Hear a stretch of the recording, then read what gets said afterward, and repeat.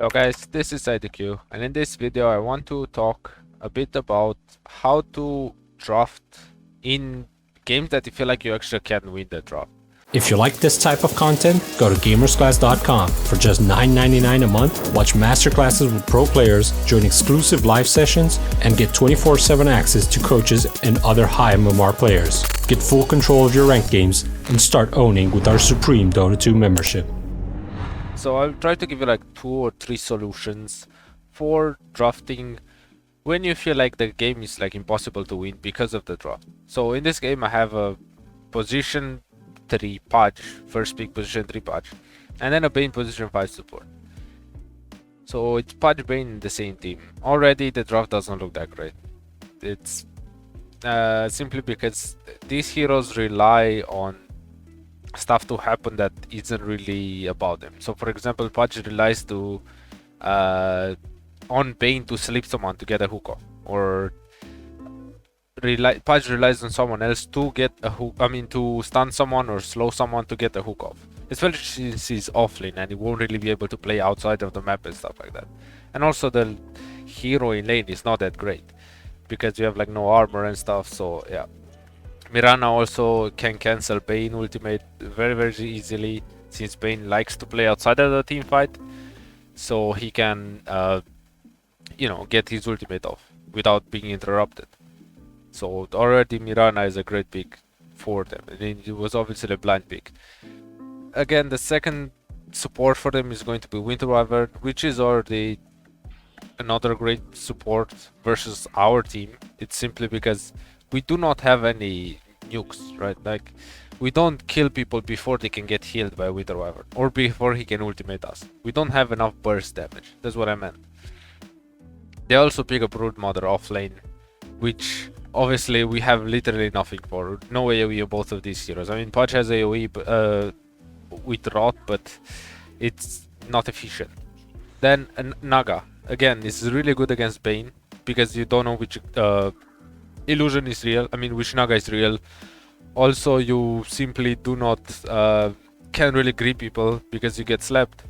You also, get killed by illusions and stuff like that. So draft is very bad for us. We can't really do anything about Brood. We can't really do anything about Naga. As I mentioned before, we have no AoE. Then we pick the tiny mid, which is okay. However, it's not that great in this game. Only he can make plays. Nobody can help him in our team. Pudge as an offlane doesn't really go and gank with tiny. IO support, it's okay, but again, has nothing to do with Brood. Is not great against Naga. It's very bad against Naga, simply because Naga can sleep and go where the IO is, or if we relocate in somewhere, he can just simply sleep and get out with this team. Has nothing for Brood. It's also really bad against Wither Wyvern, because if you relocate somewhere, Wither Wyvern can just ulti you, since if you're bring another hero with you. So obviously the draft is not good for us. We have like one stun that's reliable. So this is sort of where the where my pick comes in. I'm less pick carry. I asked my mid laner to let me less pick, since I knew that draft was going to be won by me. Couldn't really do anything if he just last pick mid. If the draft is already lost, which I knew that the draft is going to be lost, simply because our heroes are just trash.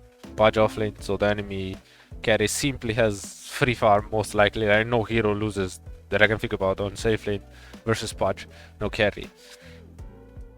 Bane doesn't apply any pressure, Io doesn't apply any pressure, so these heroes are going to be free.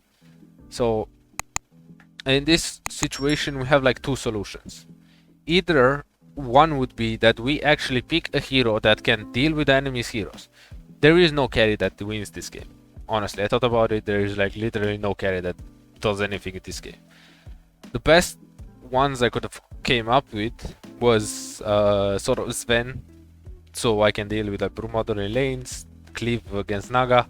However, it's not great. I can get kited. I miss versus Brood because of E.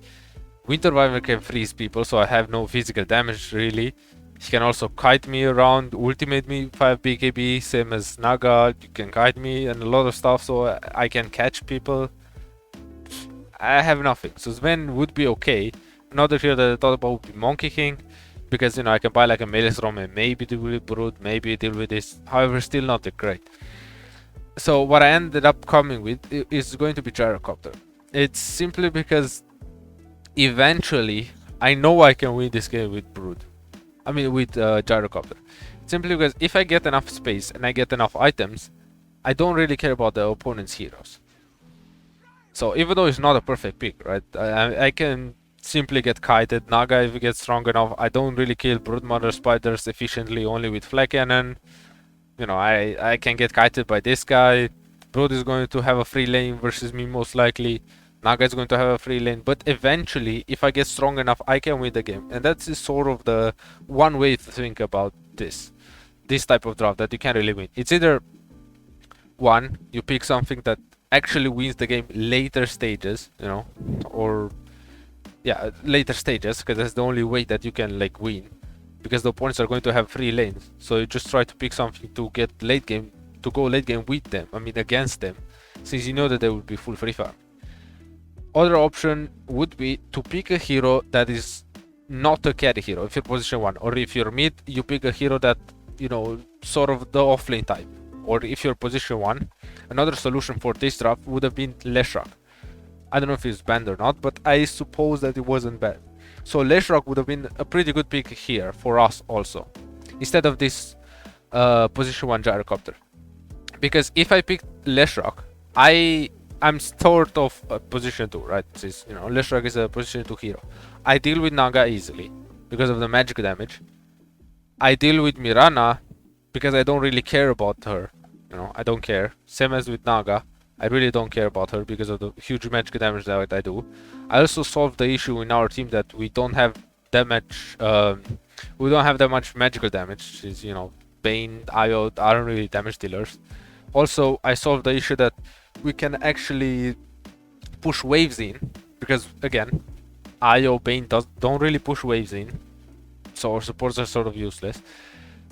Another issue that I deal with is pushing towers because of the Diabolic, and also solving this Winter Wyvern issue, because I'm magical damage hero. I don't really care about him freezing people or even ulting me, because I still deal damage with ultimate activated, with W activated on Leshrac. So yeah, mid laner I can't really predict the enemy mid laner, but it doesn't really matter. And with Brood, excuse me, the same thing would be that I still do more damage than the spiders, and I can kill them before they kill me. If I get like level 6 and 2 levels in stun, or 3 levels in stun, I can actually deal with Brood. So this would be like the second solution. The third solution would be to pick a hero that you think does okay in lane, but then transition it into playing a sort of different than usual. So what I mean by this is I could have picked Luna here quite decently. Luna was available in the draft, and what I was thinking of doing it is sort of going for magical damage Luna, or half and half. Let's say I could have bought something like a Mesco Menace, and after Mesco Menace could have went for a Manta just so I can push waves in, and then go for Aetherlands, Aghanim Scepter, Octarine Cord, Shard, Refresher, sort of like that.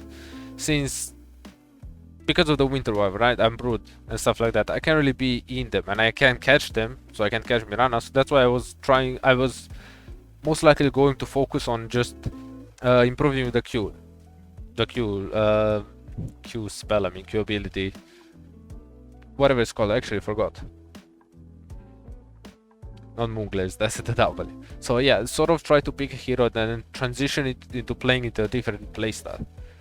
So as I mentioned before, for example, Luna. With an Io, I could have paired it with Io, went safely, and I would have a decent lane versus Brood. And then I get Mesco Mana, so I can maybe deal with spiders, but then I still need magical damage, so that's why I would transition to magical damage Luna. So that would be another solution. So, however, let's just try to look a little bit at this game to see how it actually went. So, laning stage, as I said, it was, okay for me. I was like highest net worth. Brood wasn't doing that great. I died afterwards, I believe. But what my teammates did well was stack.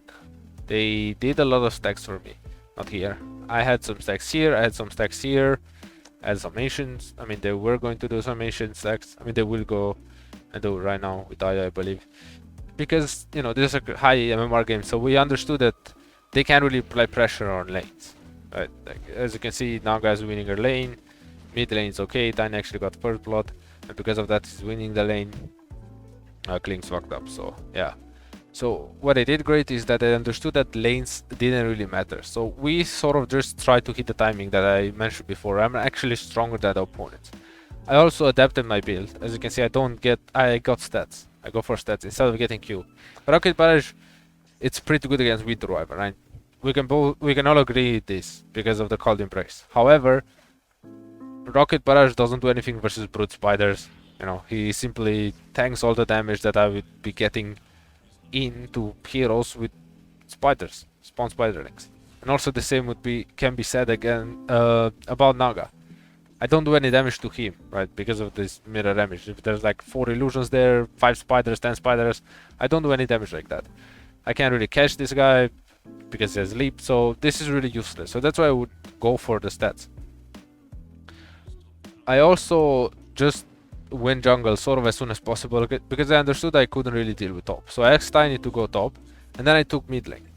Mid lane is really important to take if you're playing position 1, simply because of the situation of the map, right? How is the map positioned, obviously. This, you want to be farming this and this. So if you're mid, you have the option to go on in both jungles as soon as possible if you're here, right? If you want, you could go here easily and farm, or you could go here. So it's sort of the best way to farm. You have a wave, and then you have the 2 jungles available to you, if you can really apply pressure on enemies. Else I would play bottom, right? I would be farming this, and then going like this, and pushing this wave in, and farming, taking this. However, if you can apply pressure, you should be taking mid as a carry. Because as I mentioned before, both jungles are very, very close to you, to the mid lane. I sort of chose to let this tower go simply because I couldn't really do anything about it. Even if I'm here, I get arrowed and I lose all my HP. So instead I went and, you know, took a kill. I mean, helped Tiny to get a kill on Brute Mother. So another really important part of this, besides, you know, as you can see, I still have stats. I didn't even skill ultimate because it wasn't necessary. I rushed Aghanim Scepter. So what you want to do in this type of games where you really feel like you can't win usually, I mean by playing normally, is getting a big item first. That has the most impact. If I went for a Maelstrom, that wouldn't have done anything. Simply because my offlane is useless. He has no boots yet. Supports can't help me really. I mean, you know, they simply can't do anything. So you sort of have to get the earliest and strongest timing. And that is Aghanim Scepter for Gyrocop. But even with Aghanim Scepter, I still can't really do anything. Because Aghanim Scepter only hits 1 target, right? Only hits like 1 spider, only hits 1 illusion from Naga. So it doesn't really do anything for me. As you can see, win percentage is going up high. 80% for the opponents. Even though I'm like highest net worth. So yeah, it's still not going that great. So this is where I got my Aghanim Scepter. I understood that I can maybe fight a bit because I have a power spike. So this is what you're trying to abuse. Try to abuse a timing that you think is strongest as fast as possible. I have a 30 minutes, I mean sort of 12 minutes because I have like 500 gold. I am pretty farm. So this is exactly when I can go and try to take a team fight with, take a team fight with obviously my team. I'm watching bottom. I told Parsh to TP base because he's useless, and then I know that I can run top simply because Klings is bottom. I knew that he TP there, and I see that they spend some spells like Naga ultimate. So I know that this is a favorable team fight for me because they have spells on cooldown and one guy is bottom. So yeah, this is what I mean that, you know, Gyrocop is actually decent versus Winter Wyvern. Even if he freezes me, I can still hit with Aghanim Scepter. That's why it's really good. So yeah, just pick up a triple kill right here. The draft, the win percentage is, you know, sort of going downwards now. It's going towards us. The next part of your build should be something that enables you to fight. Aghanim Scepter didn't really enable me to fight. That was just because one guy was bottom row of the opponents and they messed up. And also they didn't have any spiders there and any illusions from Naga. They also had cooldown on spells. That's the only thing why I won the team fight. So the next item should be something that can enable you to fight properly. In this game, I chose to go for a Maelstrom. As I mentioned before, I don't really do any AoE damage, sort of. I mean, yeah, I do flag cannon, but when I don't have flag cannon damage, you know, then I'm sort of useless versus mirror image and, you know, spiders and stuff like that. So that's why I went for this. Next part of your build should be, like, this is sort of in any game, but especially in these games when you can lose, like, very easily. Now it's 50-50 draft, however they have like 80%, and it's still 50-50. As you can see, I'm like 3000 gold above the enemy highest net worth, and it's still 50-50, so the game is not over. The next part of the build should be something that helps you survive.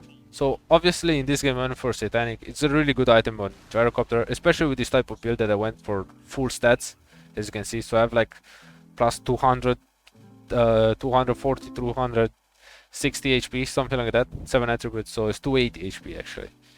I have 280 bonus HP and, you know, 14 agility, 14 intelligence. So I'm obviously really tanky, especially with the Agony Scepter and Pupil's Gift. And pickup is not really that useful since they don't really have only like arrow that I can prevent them from hitting with AoE. Because I don't really care about the snare, since I can still hit and heal with Satanic. So that's why next item should be something that enables you to fight. I mean, that makes you survive. So that is exactly what I went for. And after this, all that you should be doing is trying to apply as much pressure on the opponent, which is exactly what I was doing. As you saw, I was pressuring tier 3, like 17-18 minutes in, which usually you can't do. And I shouldn't be able to do this, especially in this game, especially versus these heroes. I shouldn't be able to do that. However, because of the every, you know, small things that I made, this is sort of the result of it. I'm actually able to get super farm and carry this game very easily, to be honest. Even though it shouldn't have been easy. This game should have been extremely hard and almost impossible to win for us. However, you know, managed to do it. As you saw, sort of right here, the opponents have like 80% chance in this moment before I got the triple kill. 80% chance. Even though, you know, I'm ahead of the opponents by like 1000 gold. And this guy is ahead of the opponent. So we have, the gold is equal to have 80% chance to win.